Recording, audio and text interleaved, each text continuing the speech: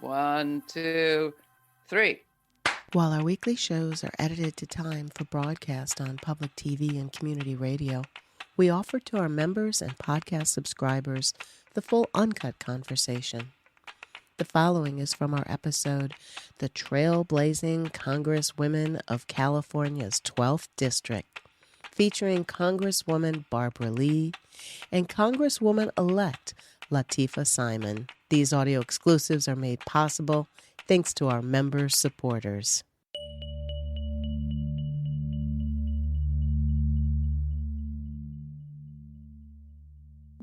What will it be like to be a Democrat in Congress next year? Democrats won 215 seats to the Republicans' 220 in the last elections. Republicans also control the Senate 53 to 47. Democrats are looking to spend the next 2 years at least in the minority in the legislature. Couple that with the partisan picture shaping up in the executive branch and already in place on the Supreme Court, and entering government right now could feel like a very daunting prospect, especially for a freshman Democrat seeking to represent one of the most progressive constituencies in the nation. Our guest today, however, is the opposite of daunted. She is Lateefah Simon, and she is newly elected to represent California's 12th, the Oakland-Berkeley Bay Area district. From everything I've heard and read, Simon is not daunted. She is fired up. And that's no surprise.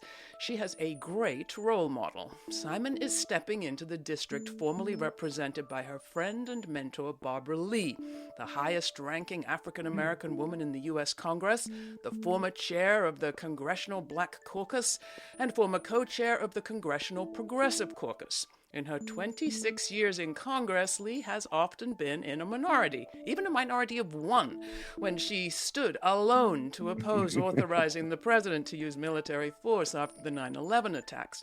Lee always inspires me, and she's clearly inspired Simon, who began her career in advocacy at age 16, becoming at age 26 the youngest woman ever to receive the prestigious MacArthur Genius Fellowship for her work with young women. Under then DA Kamala Harris, Lateefah Simon led Back on Track, a first-of-its-kind anti-recidivism program. We last interviewed her during COVID, when she was advocating for access and affordability as a member of the board of the Bay Area Rapid Transit System, having been born legally blind and being transit-dependent herself. Tough times call for tough women, and we have two with us today, the women of California's 12th, Barbara Lee and Lateefah Simon. Welcome to Laura Flanders and Friends. It is my great honor to have you join me. Nice being with you, Laura. Nice seeing you, Lateefah. Go, girl. You're in the Capitol right now. Miss Lee is fighting the fight right now. And she is, I want to say, before we even begin, our forever Congresswoman for California's 12th District. You betcha. Well, how shall I refer to you all? Congresswoman-elect Simon, shall I turn to you first? Are you, in fact, undaunted, fearless, heading into this new session unafraid? How is it to be in Washington today? Well, look at my mentor. She's sitting right there. You think I'm going to say I'm daunted? She has served under several presidencies, under several terms where the Republicans had the House and the Senate. We have been here before. Now, the nation is extremely troubled. Many of us are troubled by what may come, what will come. But I do oftentimes think about my life, and for upwards of 30 years have been following the career of the amazing Barbara Lee as a Black woman who was a single mother, who was my college professor, but also went to my alma mater as a young mother, who decided that she wanted to dedicate her life to public service. Listen, in a Bush presidency, Miss Barbara Lee fought to expand research for HIV and AIDS, resulting in literally saving 25 million lives. We know what racism looks like.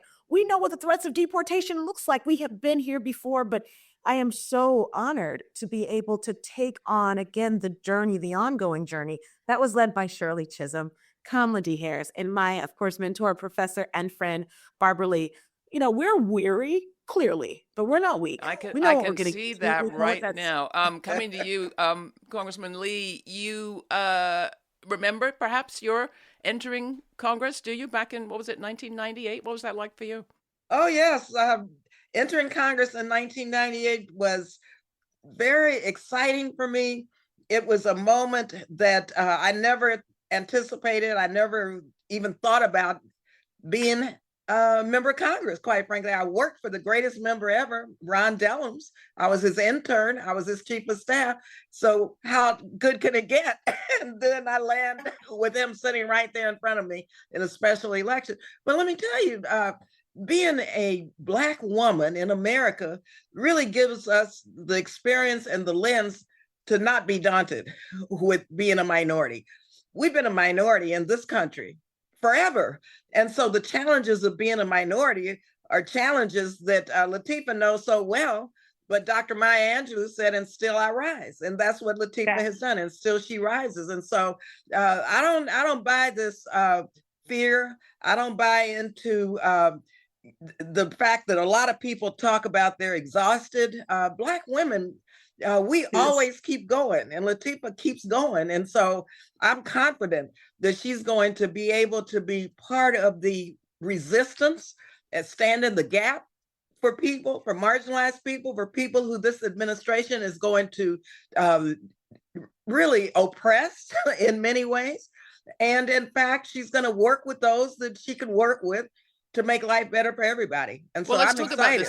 Let's talk about the situation there in the House. I mean, it looks on the face of it 215 to 220, but there are going to be, I think, 3 GOP seats vacant because of Trump nominations.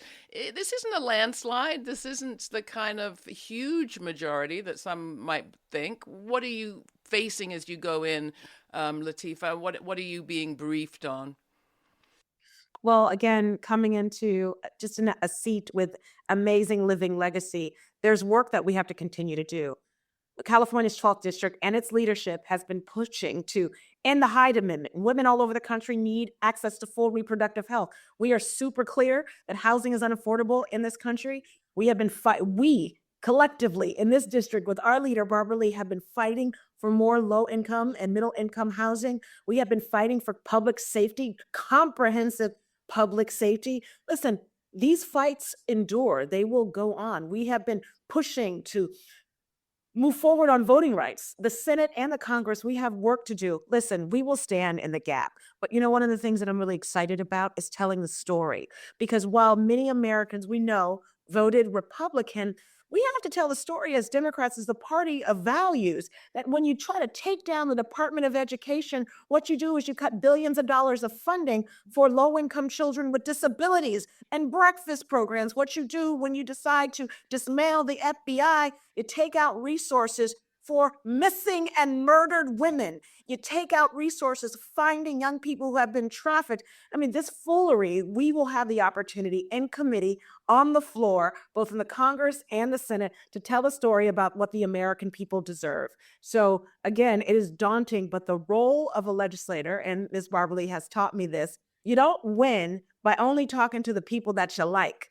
If you're in a room full of cubicles and you're only talking to 4 people, there's no production that's going to happen. I have a great leader that I have learned from. My role will be to work across the aisle, telling the story, never giving up the fight. Well, good luck with Laura, that. Laura, can I just say one thing? Go. Lateefah, I have got to say this. And Lateefah, you need to know this, but today you talk about working with people who we don't often work for or who we may or may not like. Well, this has been a heavy lift for me, but today we will pass the Congressional Gold Medal to honor Shirley Chisholm. And I had to get over 70 Republicans, and Senator Butler passed it in the Senate last night. So yes, and you did it. We did it. And it's going to happen today, this afternoon. So I just wanted to let you know that, because this is an example of what Lateefah was talking about. I mean, I had to go to Scalise. I had to go to my Speaker Johnson. I had to go to, Gates. I had to go to so many people who I consider adversaries, not enemies, but adversaries who we don't agree with, but we got it done. And so That Shirley is incredible. Chisholm, for her 100th birthday, is smiling down, and we can say happy heavenly birthday to you, Shirley Chisholm. First Black woman elected to Congress. Let's remind people who Shirley Chisholm was, one of your mentors, Barbara Lee. I think you met her when you were at Mills College, the same place you met Lateefah. First African-American woman, as you mentioned, in Congress, first African-American woman to run for president. How did she affect you? What was it that turned you to be the politician that you are, Barbara? Well, first, the context of my life then, I was a single young Black woman raising two small children, young mother, single mother, and I was on public assistance. I was a community worker with the Black Panther Party, not a member, a community worker, but I was intentional about politics. I was not going to get involved in politics because I did not believe that either party would speak to the issues and were addressing the issues that myself and my people were dealing with, such as myself. So here comes Shirley Chisholm. I invited her as the Black Student Union president to come speak as the first Black woman running for Congress. I had no idea that she was running for the presidency. She was already in Congress. So bottom line is she took me to task because I had a government class where I was required to have field work, conduct field work in one of the campaigns. And then it was Muskie, McGovern, Humphrey, all of those guys. I said, no, flunk me. So Dr. Mullins was going to flunk me. But Shirley Chisholm came, and what she talked about, she spoke fluent Spanish, first of all. She was an immigrant. Her family were immigrants from the Caribbean. So she was always talking about immigrant rights. She was, then that was before Roe, but she was pro reproductive freedom for women. She was a coalition builder. She was against the Vietnam War. She talked about poverty. She was an educator, everything. She was a progressive Black woman. So I went up to her and I talked to her, told her about my dilemma. Well, not really a dilemma, but that I had never flunked a class, but I was about to flunk this one. But now, since I heard her speak, maybe I would get involved in her campaign. And so bottom line is I talked to her and she took me to task because she asked me if I was registered to vote. No, Ms. Chisholm, no way. That's bourgeois politics. I don't do that. I just want to get to know you and, pass this class now. Bottom line is I registered to vote after she took me to task. I went back, got an A in the class, helped organize the Northern California campaign out of my class at Mills College, got an A, went to Miami as a Shirley Chisholm delegate, and the rest is history. We became very close friends. And that story sounds strangely familiar, Lateefah. You have your own version. Absolutely. I mean, when Miss Barbara Lee, and she will ever be Professor Lee to me, even though she's been, again, one of the most consequential members of the United States Congress in history, I went to Mills as a single mother as well. In fact, with a little girl who's now 28. And there was an email that came in that Miss Barbara Lee was going to be teaching an 8-hour class every Saturday. And in 2 days, you had to get ready to register. And all the young women in the public policy program, we were talking and saying, I'm going to get in. There were only like 35 seats. I stayed up all night, literally with my index finger on the return button. So as soon as 9 a.m. hit, that next day I pressed register and I got in, and my life has been changed. This woman taught a class. The syllabus really was her legislative priorities on the floor, from Somalia and Darfur and HIV and AIDS and Middle East and war and peace, and every Saturday. Now I know. I'm like, could I do that? She would fly on Mondays, red eye, go home, I guess change, and then lecture all day to these young women, and told me time after time, don't miss another class. Bring your daughter to class. This is the kind of leader that I want to be. Isn't it and also we're doing it. true, doing it together. Lateefah, that when Kamala Harris was DA, she wanted you to go into government, and you, echoes of Barbara, said, no, I'm not an inside person. Absolutely. But when you see, again, someone like Barbara Lee literally handing you your graded paper back, you realize not only is she human, but she's dedicated to us and to developing us to be in positions of power so that forever we don't have to yell and scream and ask people to do right by us. In fact, we should be running for these roles to ensure that women and children have the daycare that they deserve. So the elders in our community have the care that they deserve, where the people who are caring for them are paid what they deserve. I can go on, but having a leader like Barbara humanized politics for me. But wasn't it Kamala Harris who got you to actually get up off the street and into an administration? She got me, literally, she had me work at the DA's office, again, for the man. And what she told me, Barbara has said similar things to young women, we're not the man, right? We're leaders. And again, we can effectuate change inside the system and outside, but we need to be inside. I never thought about running for office, really. Miss Lee called me one day and she said, I think you should think about running for office. And again, I think young women have to be challenged by our leaders to step up into a very, very scary space. But again, over 50 years of service, Miss Barbara Lee and Kamala Harris, and I mean, countless other women who are in the Congressional Black Caucus have taught me that it's our responsibility. Coming to you, Ms. Lee, the Senate for the first time has 2 African-American women in the incoming class. That's history. Do you want to talk a bit about the significance of that to you? That's truly history. Now, let me just tell you, since 1789, when the first Congress went into session, there have been 2 elected Black women elected and 1 appointed Black woman. Now, since 1789. And of course, I said when I was running for the Senate from California, I helped Lisa as well as Angela, also Lisa Blunt Rochester. Lisa Blunt Rochester from Delaware, because you know what I said? 1 is not enough. I mean, can you imagine? Now we have 2 serving at the same time. Angela also Brooksby in the other. You know, and this is so important because the lens, the perspective, the experience, the strength, the clarity of purpose of Black women is who we are. And that's what they're bringing. And like, they're setting their own table. Shirley Chisholm said, if you don't have a seat at the table, bring a folding chair. Well, they're building the table now out. And that's going to be the historic Senate now, because it'll never be the same again. I mean, again, remember, 2 Black women elected and 1 appointed since 1789. That's a stain on America. Okay, that is a shame and disgrace. And so we got a lot of repairing to do. And so 2 is not enough. We have to keep at it. Well, let's talk about keeping at it. The 2 of you are excited to be on together, and you're being very nice to me. And as a white woman, I feel deeply and keenly the role that white women played in producing the electoral result we saw this November. You have every reason to be excited and fired up. You also have, it seems to me, some reason to be fairly pissed off. Are you? Are you taking a moment to being angry, Lateefah? There's not a moment to waste. Listen, the election is behind us. What we know and what I'm actually proud of, we are talking about race unapologetically here. This beautiful nation and this district that has been led by Ms. Lee for, almost 30 years, there's over 150 languages spoken.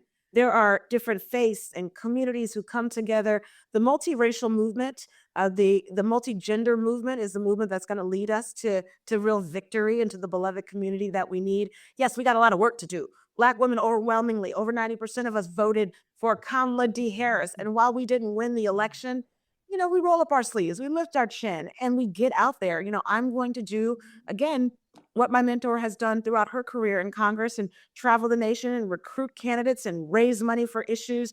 We got to move forward. We are here, but we move forward. There's no time to point fingers. I will say, I would love for folks to listen to women of color more. I would love for the Democratic Party to invest more in our communities because we knew what messages would work. And unfortunately, many of those calls were ignored, but we keep moving forward. Now, you see how Lateefah, Congresswoman-elect, looks at the glass half full and kind of lays it out in a very clear way where we understand what we have to do. But let me tell you, my background, clinical social work, 5 stages of grief, okay?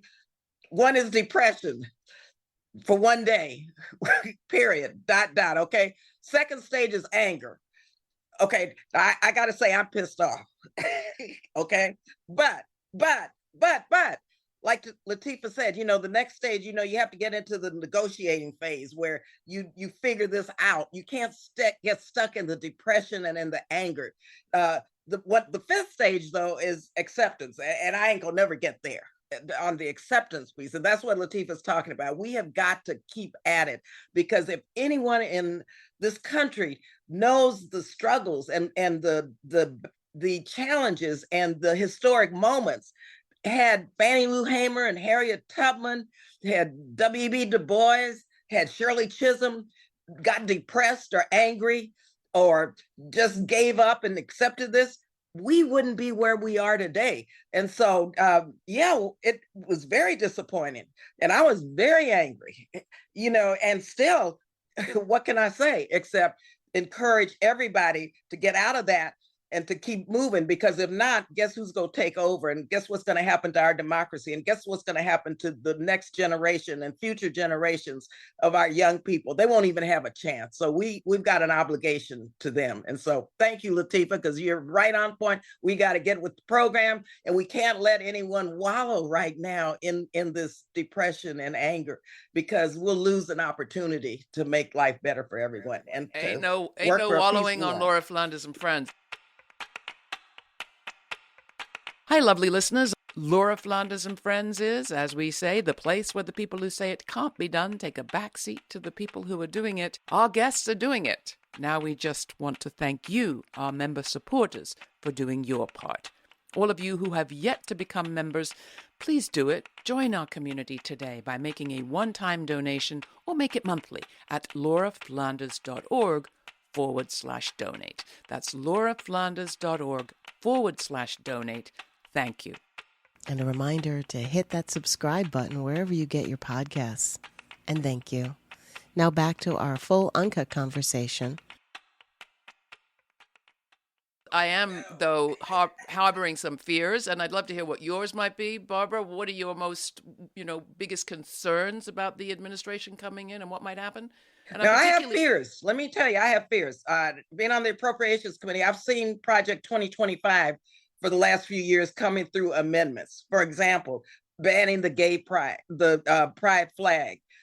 For example, dismantling the Department of Education. For example, getting rid of K through 12.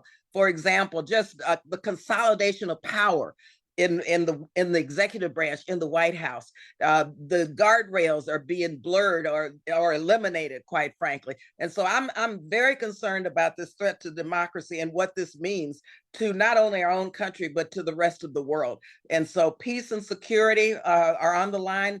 What's on the line are people who deserve a chance. Now they're going to even be more marginalized. And so that's why we have to stand in the gap. And that's why Lateefah is clear about this, because this is a very dangerous and very fearful moment. And we have to circle the wagons, and we have to lawyer up. That authorization for the use of military force act that I referred to at the top, Barbara, which you voted against granting to the president after 9/11, seems like we've barely heard it since. It's mentioned since. Is this like a defunct letter of the law? Is this still an active piece of legislation that Congress can in any way invoke? Laura, Congress is supposed to have the right to rule law. I have the legislation to repeal this. I've been trying to repeal the 2001 authorization for the last 20 years. It was a 60-word authorization, and all it said was the president, any president, has the authority to go to war forever, in perpetuity. And I have Republican support to repeal that. Also, the Iraq authorization, I've gotten that off of the floor. There are two authorizations.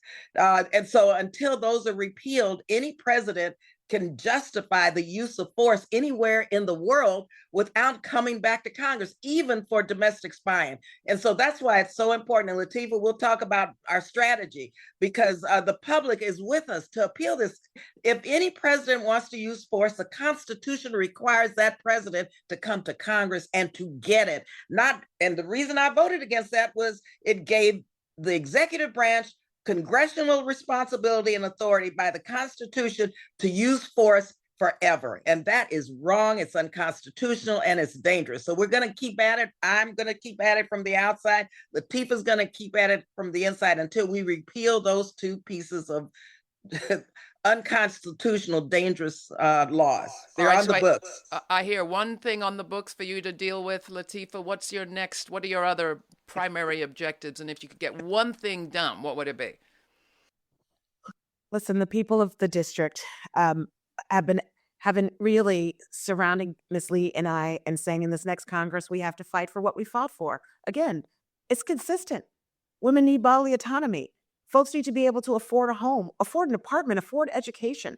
Really, when we're thinking about international and national security, these are number one priorities. We have an administration who is saying that they will continue this idea of sending our men and women overseas, but also have a conflicting understanding of who's going to take care of them when they get home. You want to de-unionize federal workers? Listen, there is a lot that we're going to have to hold dear and fight for.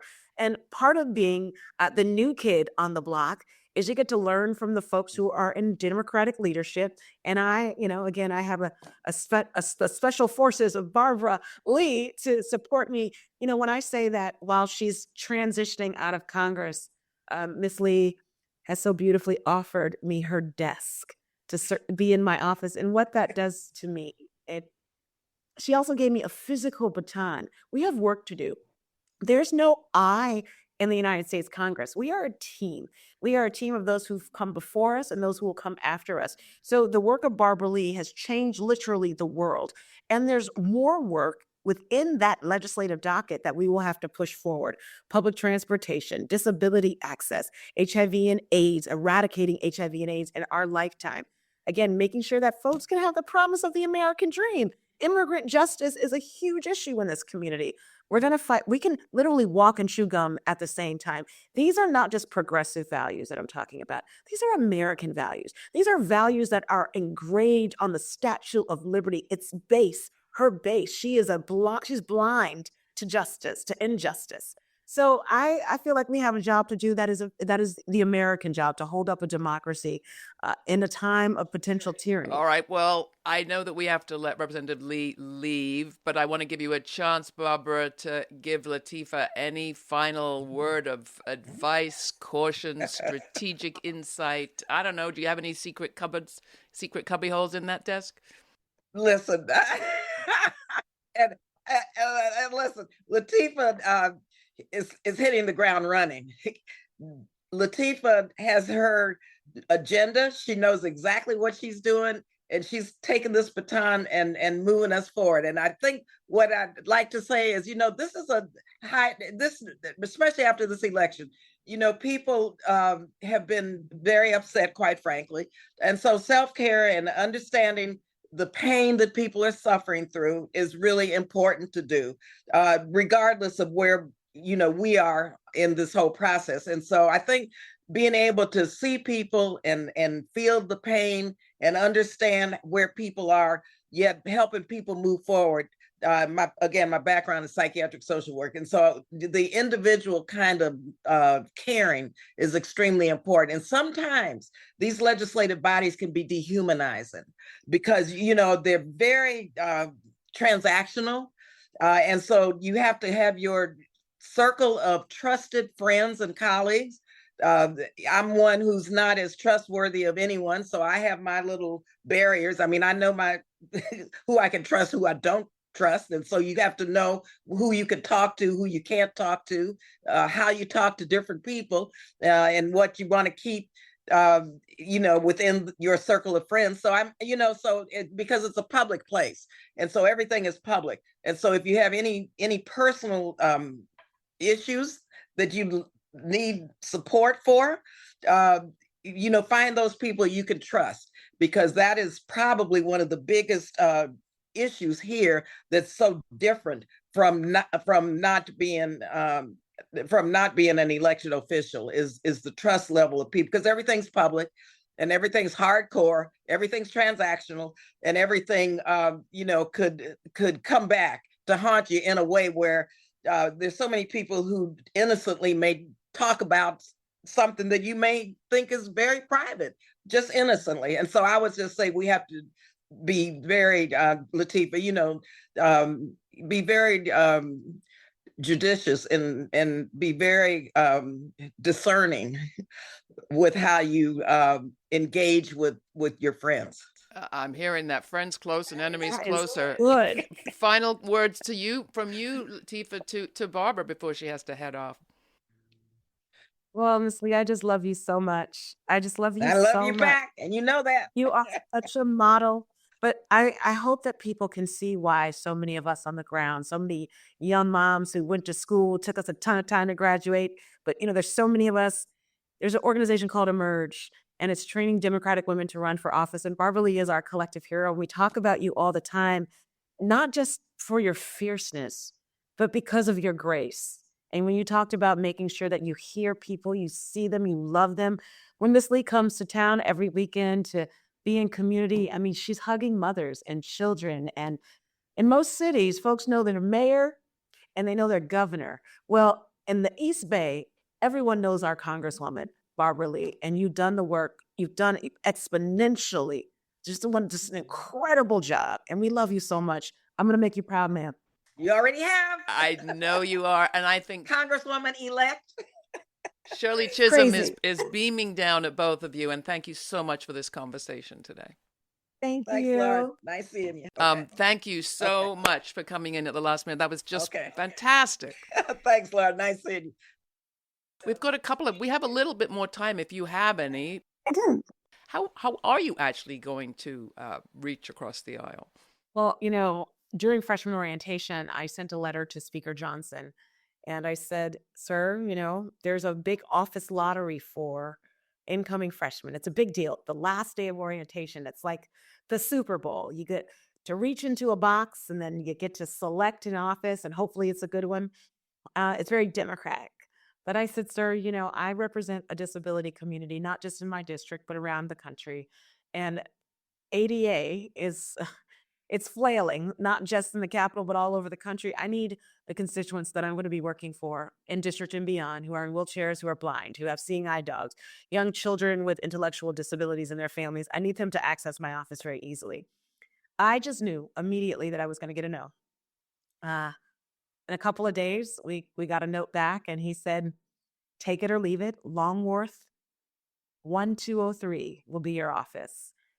And I went to go visit it and I loved it. And it is right by an entrance and it's on the first floor. So no one will get stuck in an elevator. All the things that I know that folks that I love and that I work with have asked of me. That was the first win. Again, we have more fights to fight. I'm clear about that. But to center the human story, I still believe in us, cross political ideology. I believe that first and foremost, we are human. And during freshman orientation, I spent a lot of time with Republicans. Folks got to bring their spouses and children. And, if you're playing with someone's baby, it's really hard to disparage them later on. I am a relationship builder. I've done it all of my life, particularly working with girls who are on the streets and who were involved in sex and drug trafficking. I had to talk to leaders daily, elected and appointed, to humanize these young women that I loved so much. And these were folks who were Black and brown and who were progressive, but didn't see these children as worthy but to be in a jail cell. That's how I started my career. Moving forward, again, my life has been about taking the keys and some of the access that I've had, going into spaces of power and working to humanize people that we care so much about. That's the job. That's the gig. The gig is not standing on the steps of the Capitol, just really summarizing what we believe. It's really being in offices of folks who have power. And those are folks, in this case, from the Republican Party who have the House. The mechanics are calling folks up, asking for a meeting. In fact, if you really want to know, I have a lot of tickets for the inauguration. And in my district, there is not a big call for those tickets. I'm going to be calling some of my freshman Republican colleagues, handing them over some tickets. Again, you have to show grace. You have to build relationships. And, being an ideologue in this moment, I'm an American first. I have my ideals and our morals that have sent me to Congress from this district, but my job and people have sent me there to make sure that I'm having conversations, building relationships. I believe across the aisle, we do believe in good public education. How we get there is the question. We do believe that our sick deserve health care. How we get there is the question. Nancy Pelosi said something to me that was quite interesting. She said, Lateefah, I know your background. I've known you since you were a teenage organizer. You can come into the House of Representatives and be extremely strong, but you don't have to be menacing. And she said, I wish someone would have told me years ago. Nancy came in at 47 as well. Again, these amazing women, these trailblazers. So again, I can push for our ideals. I can develop relationships. We don't have to agree on everything, but my goal will be to garner support for things that I think that we all deserve here in this country.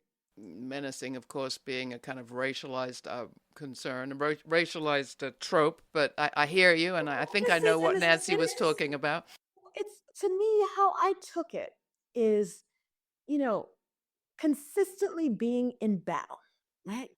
And disrespectful battle. How I see Barbara work is exactly what I'm envisioning, the way in which Miss Pelosi is asking me to work with a lot of integrity, with thoughtfulness, with being able to say we don't agree.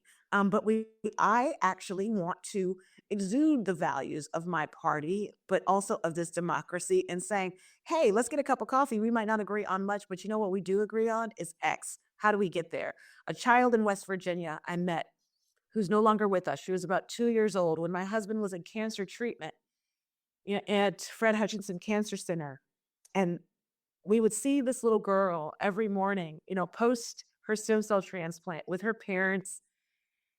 And we would see her every day. And it was one day I was with my husband, who is also now deceased. I remember the day that her mother told Kevin and I that they were going home. And I had just assumed that they were done with their process. This little beautiful baby girl had relapsed after a very complicated stem cell transplant. And her insurance company said that they didn't want them to try again, that they would have to go home. And she died. She died. I'm going to be fighting for those babies, right? And those stories, again, go across how we think about the politics. It's what is government there for? It's to make sure that folks have a damn chance, have an opportunity to live with some dignity and some respect. The poor coal miners in West Virginia are as much as my constituents as the young people literally living across the street in a low-income apartment just trying to get by with their 2 kids. I just met them last night. This is the work, and I'm excited to do it. It's the work that I've done my whole life, but I have never had the opportunity to do that work from the halls of Congress. And well, now I am excited to see what comes next. That's one side of the story. The other side of the story I'd love to just ask you about is I've heard you tell the story of Kamala Harris being quite stern with you when she first brought you in to work in her office when she's DA. And she was stern, and you can talk about her expectations for people in that position of service. But you talked about a line that she used about as you rise, lift as you rise. What does that actually look like for people of the public who would love to be part of that kind of chain of support that you've talked about today in our conversation with Barbara Lee? I've had so many instances in my own life and the work that I tried to do as well to make sure that folks have a space to lead and to serve. We're in the process of hiring for both our district office and our DC office. And again, I've been very clear. I want women and people of color and disabled folks and folks of different faiths who work in our office who represent really the nation, not just our district. We're such an eclectic society. And I think that is the beauty of who we are. Uh, so much of the work as a freshman coming in, particularly in this trifecta, is to also build a constituency services model here in the Bay Area in my office that is very much based on this concept of co-governance. I really need folks to be integrated in the work that we're doing. Not just on the case management side, folks are going to be calling, they need passport help, immigration help. We're going to make sure that they get funneled into these services that they deserve. But it's also important that I'm remembering every day my new title is representative. It's not executive, it's not mayor, it's not governor, it's not president, it's representative. And so representative government means that you touch down consistently, that you develop an opportunity every single day for folks to be able to weigh in on how we think, how we vote. And I'm going to do that. All right. So I hear you have tickets for the inauguration. You have jobs going. You're going to be getting no end of email from our viewers and listeners. I thank you so much, Lateefah Simon, for being with us. And good luck in your entry into this Congress. I know it's going to be amazing to watch you in action. One thing I will say as we close, we don't just love this country when we win. I think I've heard that before. I just love it. I also love that Hakeem has told incoming freshmen, you all will be entering the Colosseum. And what did the Romans say before they entered the Colosseum? They'll fight like hell, basically. We'll do everything that we can do to do what needs to be done, and you leave everything on the floor. And I plan to do that with dignity and grace and a lot of faith. So thank you so much for having me. I am so happy to have had you, and thank you for taking the time. See you soon. Bye-bye. Thanks for taking the time to listen to the full conversation from our episode featuring Congresswoman Barbara Lee and Congresswoman-elect Lateefah Simon, both trailblazing congresswomen of California's 12th District. For more information on this episode, check out our show notes posted at patreon.com/Laura Flanders and Friends. These audio exclusives are made possible thanks to our member supporters. Please join our members now by making a one-time donation or make it monthly. All the details are at lauraflanders.org/donate. And thanks once again to all of our member supporters.